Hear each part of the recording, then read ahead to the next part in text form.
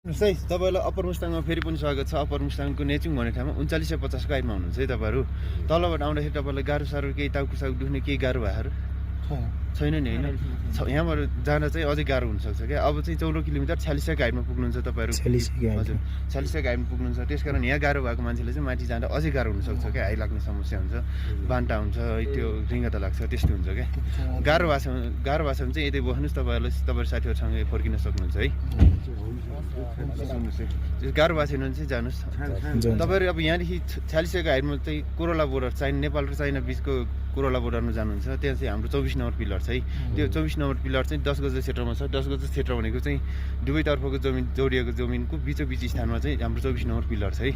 24 number पिलरमा चाहिँ तपाईहरु गइसकेपछि त्यो 24 नम्बर पिलरमा माथि के कुनै पनि सामानहरु के टोपी, स्क्याप हैन, त्यसपछि त्यो पन्जाहरु, चस्माहरु, जुनसुकै सामान पनि, सानो सामान पनि त्यहाँ माथि राखेर फोटो खिच्ने काम नगर्नु होला, फोटो भिडियो गर्ने काम नगर्नु होला है।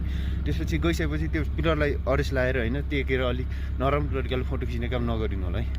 त्यो चाहिँ गर्नु अलिक अलाउड छैन क्या। नजिक गएर मात्रै हजुर त्यसको साइडमा बसेर चाहिँ त्यो 24 नम्बर पिलर देखिने गरी फोटो खिच्न पाउनु भयो। तर त्यसलाई अरेस्ट लाएर टेकेर अलिक फोटो खिच्न पाउनु हुँदैन है। त्यो चाहिँ त्यसपछि त्यहाँ गइसकेपछि चाहिँ के छ भन्दा हाम्रो पिलरदेखि अगाडि त्यो कार्यतार छैन, कार्यतारतिर धेरै अगाडि नगइदिनु होला है।